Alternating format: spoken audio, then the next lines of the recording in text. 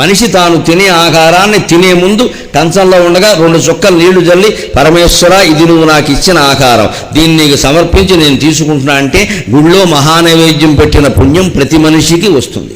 మీరందరూ అన్నం తినే ముందు ఆ పని చేయండి, ఆ పుణ్యం మీకు అందరికీ వస్తుంది.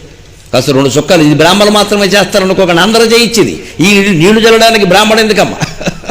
ఇక్కడ మంచినీళ్ళు ఉన్నాయి, గ్లాసులో ఉన్నాయి, కాస్త కుడి చేత్తో 2 చుక్కలు నీళ్లు తీసి అన్నం మీద జల్లడం. అంతేకాదు ఇంకో పద్ధతి చెబుతున్నా, అన్నం తినే ముందు అన్ని పదార్థాలు వడ్డించాలి. కింద పక్కన పళ్ళేల్లో పెట్టినా సరే, కంచంలో పెట్టినా సరే అన్నీ వడ్డించాలి, అప్పుడే నైవేద్యం పెట్టాలి.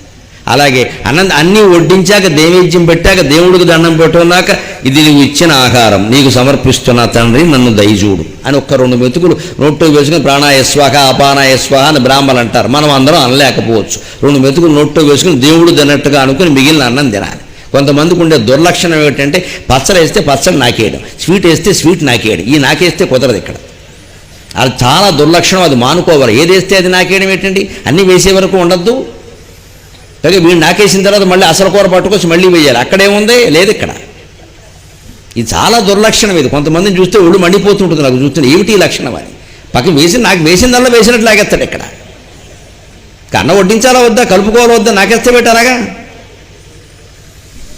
అన్నీ వడ్డించాల్సిందే ఖచ్చితంగా. అన్నీ వడ్డిస్తే కానీ అది భోజనం కాదు. నీ ఇష్టం వచ్చింది వేసి కూర్చోకూడదు అక్కడ. కావాలంటే 2 పళ్ళేలు పెట్టుకో, పక్కన కంచం చాలకపోతే, లేకపోతే అరిటాకుంటే పెట్టుకో, అన్నీ వేసుకో, అన్నీ వేయాలి.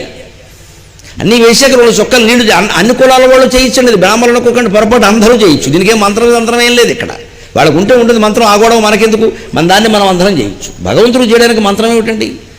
కృతజ్ఞత. ఈ ఫుడ్ ఎక్కడి నుంచి, ఈ భోజనం ఎక్కడి నుంచి వచ్చిందమ్మా దేవుడు లేకపోతే?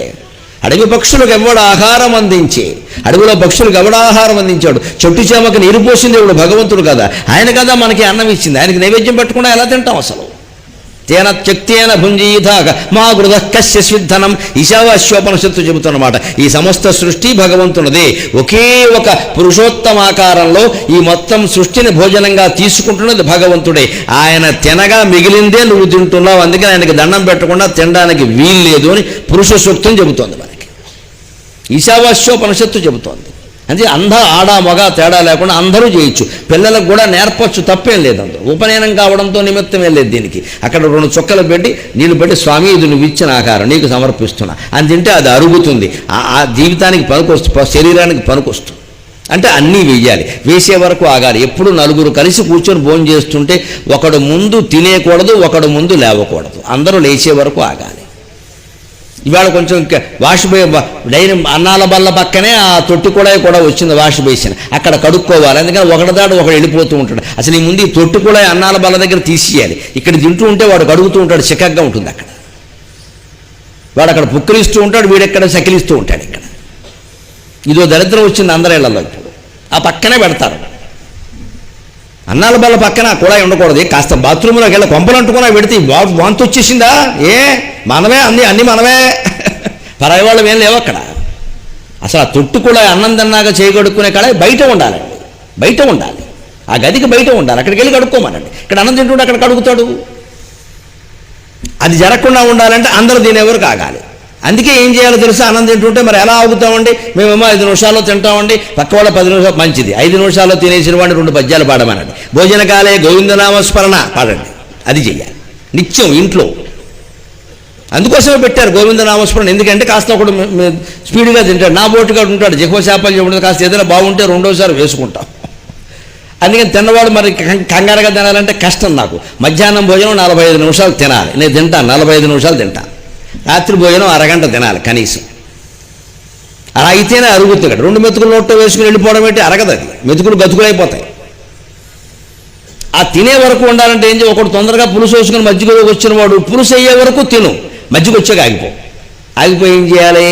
వెంటనే చేటీ భవన్ నిఖిల కేటీ కదం భవన వాటీషు నాకి బటలి కోటీ రచారుతర కోటీమణి కిరణ కోటీకరంజిత పద పటీర గంధి కుచశాటి కవిత్వ పరిపాటి వగాధి పసుత భోటీ కులాదధిక ధటీ ముదార ముఖ వీటీరసేన తనుతాం. బాబు మధ్యలోకి వచ్చావా?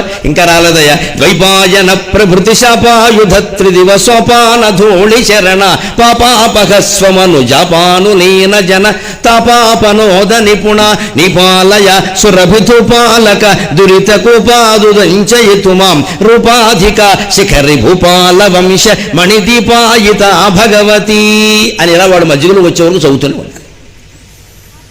అప్పుడు ఈ దేవతా స్తోత్రాలు చదివిన పుణ్యం వచ్చింది. అవి ఏమిటో మనస్సుకి ఎక్కే.